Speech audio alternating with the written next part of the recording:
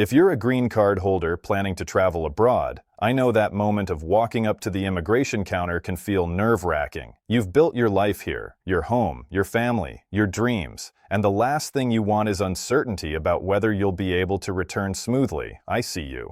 Whether you're visiting loved ones overseas, attending to family matters, or finally taking that well-deserved vacation, you deserve to travel with confidence and peace of mind.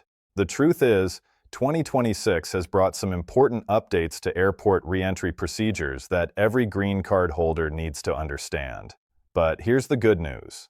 Once you know what to expect, you can prepare properly and breeze through that checkpoint without stress or surprises. In today's video, I'm breaking down exactly what's changed, what documents you need, and the common mistakes that could delay your re-entry, so you can avoid them entirely. Think of this as your trusted companion, walking you through everything step by step. And if you've been a permanent resident for years and are thinking about your golden years ahead, I have special guidance just for you near the end. If this information gives you clarity and confidence, please hit that like button. It helps other green card holders find this important information too. Let's dive in. So, let's talk about what's actually happening at airports in 2026 when you're coming back home to the United States with your green card. And I want to start by addressing the elephant in the room. Yes, things have changed. But no, you don't need to panic. What you need is accurate information, and that's exactly what I'm here to give you today. First, let me paint a picture of what the re-entry process looks like now. When you land at a U.S. airport after traveling internationally, you're going to notice that the technology has been upgraded significantly. Gone are the days when you could just hand over your green card and passport and answer a few quick questions. The system is now much more integrated, much more digital, and honestly, if you know what to expect, it can actually make things faster and smoother for you. The biggest change you need to be aware of is the enhanced biometric screening that's now mandatory at all major ports of entry. Now, I know that word biometric might sound intimidating, but really it's just a fancy way of saying they're using your fingerprints and facial recognition to verify your identity. You've probably already given your fingerprints when you first got your green card, so this isn't new information they're collecting. They're just using it in a more sophisticated way to match you with your records instantly. Here's what actually happens when you approach the immigration checkpoint. You'll scan your passport at a kiosk, and the system will pull up your information. Then you'll place your fingers on the scanner, usually just your index fingers from both hands, and look at the camera for facial recognition. The whole process takes maybe 30 seconds if everything goes smoothly. The computer is cross-referencing your biometric data with what's already in the system to confirm that you are indeed the lawful permanent resident you claim to be. Now let me address something that's been causing a lot of anxiety in the green card holder community. There have been rumors floating around about automatic denials or increased scrutiny that could prevent you from re-entering.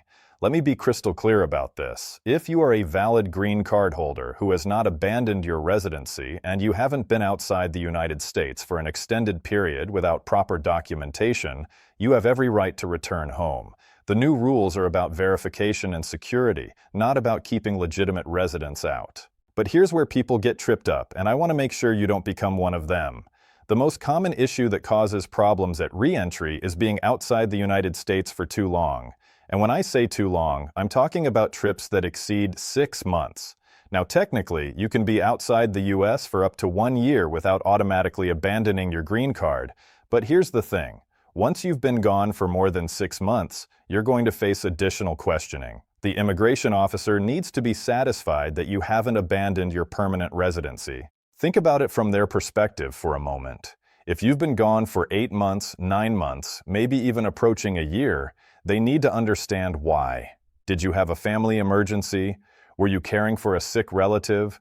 Did you have work obligations that kept you abroad? These are all legitimate reasons, but you need to be able to explain them clearly and provide documentation if possible.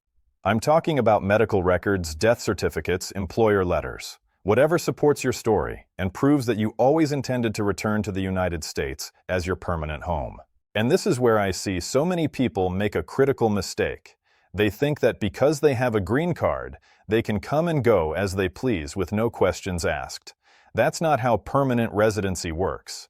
Your green card is called a permanent resident card. because the United States is supposed to be your permanent home. If you're spending more time outside the country than inside it, that raises red flags. Immigration officers are trained to look for patterns that suggest you're not actually living in the United States permanently. So what can you do to protect yourself? First and foremost, keep your trips abroad as short as possible. If you know you need to be outside the United States for an extended period, let's say you need to care for an aging parent in your home country for several months, apply for a re-entry permit before you leave. A re-entry permit allows you to stay outside the United States for up to 2 years without abandoning your residency status. It's not guaranteed that you'll be approved, but it's a legal way to document your intention to return and protect your green card while you're handling important matters abroad. The application process for a re-entry permit isn't complicated, but it does require planning. You need to file Form I-131 while you're physically in the United States, and you'll need to stay in the country long enough to complete your biometrics appointment. Once that's done, you can leave, and they'll mail your re-entry permit to an address you designate, either in the US or abroad. The whole process typically takes several months, so this isn't something you can do at the last minute. If you're watching this video and you're already planning a long trip, start this process now. Now let's talk about documentation, because this is absolutely crucial. When you're returning to the United States, you should always carry certain documents with you, and I mean always. Obviously, your green card and your passport are non-negotiable, but beyond that, I strongly recommend you travel with proof of your ties to the United States. What does that mean exactly? I'm talking about things like your U.S. driver's license, recent utility bills in your name showing your U.S. address, bank statements from U.S. accounts, property tax records if you own a home here, employment verification letters if you work in the United States, and if you have children in U.S. schools, enrollment documents or report cards. I know that sounds like a lot, and you might be thinking, do I really need to carry all of this just to come home? Well, here's my philosophy. Hope for the best, but prepare for the worst. 99 times out of 100, you'll walk through immigration without any issues, and you won't need any of these documents. But that one time when an officer does have questions, having this documentation readily available can be the difference between a 5-minute conversation and a 3-hour secondary inspection that causes you to miss your connecting flight and adds tremendous stress to your travel day. And speaking of secondary inspection, let me demystify that process for you, because I know it freaks people out. If you're selected for secondary inspection, it doesn't automatically mean something is wrong or that you're in trouble. Sometimes it's random, sometimes it's because your trip duration raised a flag in the system, and sometimes it's because the officer at the primary checkpoint just wants a supervisor to verify something. When you're sent to secondary, you'll wait in a separate area until an officer calls you. They'll ask you detailed questions about your trip, your life in the United States, and your intentions. This is where having documentation becomes invaluable. If they ask you where you live, you can show them a utility bill. If they ask you where you work, you can show them a pay stub or employment letter. If they ask about your family, you can show them school records for your kids. The key during secondary inspection is to remain calm, be honest, and be respectful. I cannot stress this enough. Do not lie to an immigration officer. If you've been outside the country for 7 months, don't say it was only 4. If you were visiting family, don't make up a story about a business trip. Immigration officers are highly trained to detect deception, and getting caught in a lie can have serious consequences for your immigration status. Even if the truth is complicated or you think it might cause problems, honesty is always the better choice. You can explain circumstances, you can provide context, but you cannot fabricate facts. Now, before we go any further, I want to take a quick moment to ask you something. If you're finding this information helpful, if it's answering questions you've had or relieving some of the anxiety you've been feeling about traveling with your green card, would you do me a huge favor and hit that like button? It truly makes a difference. YouTube's algorithm shows this video to more people when it sees engagement, and there are thousands of green card holders out there right now who are worried about the same things you might be worried about. By liking this video, you're helping them find the answers they need. And if you haven't subscribed to the channel yet, please do that too, because I'm constantly creating content to help immigrants navigate life in the United States with confidence and clarity. All right, let's keep going because there's more you need to know. One thing that's changed in 2026 is the increased scrutiny on employment and tax records for green card holders. This is particularly important if you've been traveling frequently or spending significant time outside the United States. Immigration officers now have access to IRS records and can see whether you've been filing U.S. tax returns. And here's something a lot of people don't realize. As a green card holder, you are required to file U.S. taxes on your worldwide income, even if you're living abroad temporarily. Let me give you a real-world example of how this can create problems. Let's say you got your green card 3 years ago, but due to work obligations, you've been spending most of your time in another country. You come back to the U.S. maybe 3 or 4 times a year for a few weeks at a time. On paper, you still have your green card, but you haven't been filing U.S. tax returns because you think, since you're not earning money in the United States, you don't need to file. Wrong. This is a massive red flag, and when you show up at the airport to re-enter, if an immigration officer pulls up your records and sees no tax filing history, they're going to question whether you've truly maintained your permanent residency. The solution is simple but requires diligence. File your U.S. taxes every single year, even if you owe nothing, even if all your income was earned abroad, even if you qualify for foreign income exclusions. Filing that tax return is proof that you're maintaining your ties to the United States and treating this country as your permanent home. And if you've fallen behind on your tax filings, get caught up immediately. Hire a tax professional who understands the complexities of expat taxation and green card holder obligations and get compliant before your next international trip. Let's talk about another scenario that's become increasingly common: green card holders who need to travel for family emergencies. Maybe a parent is seriously ill, maybe there's been a death in the family. Maybe there's a situation that requires your immediate presence abroad and you don't know how long you'll need to stay. What do? This is where communication and documentation become your best friends. If possible, before you leave the United States, consult with an immigration attorney, explain your situation, and get advice on what documents you should gather while you're abroad. If you're already overseas dealing with an emergency and you realize you're going to be gone longer than 6 months, try to collect documentation as things unfold. Hospital records, death certificates, legal documents, whatever demonstrates the legitimate nature of your extended absence. And here's something else that's really important.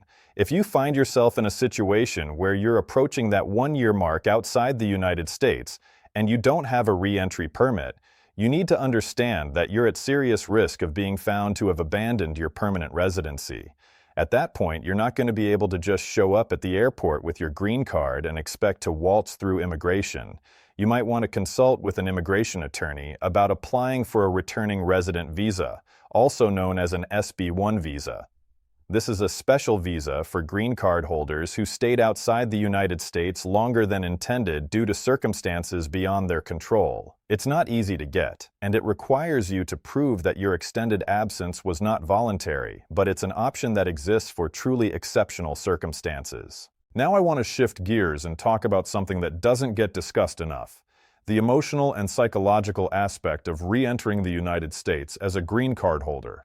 I've heard from so many people in our community who describe feeling anxious every single time they go through immigration, even when they haven't done anything wrong, even when they've only been gone for a week on vacation.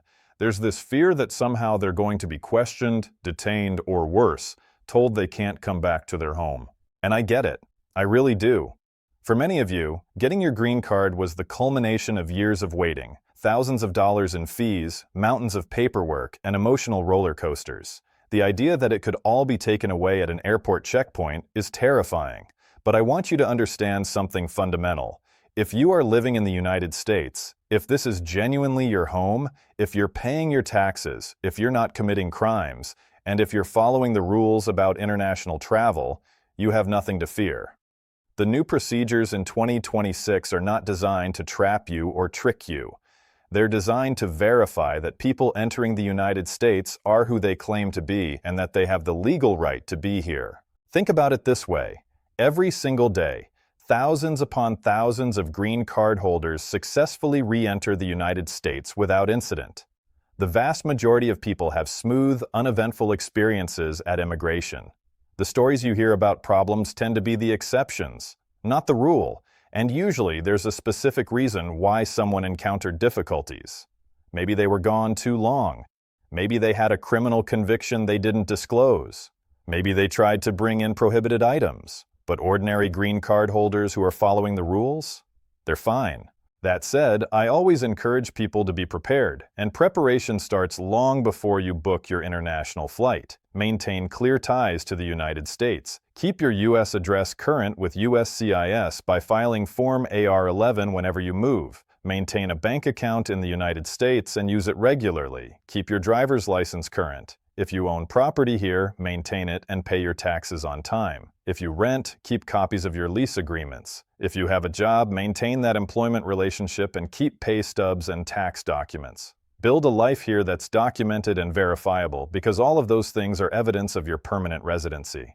And for those of you who travel frequently for work, I have some specific advice. Keep a log of your travel.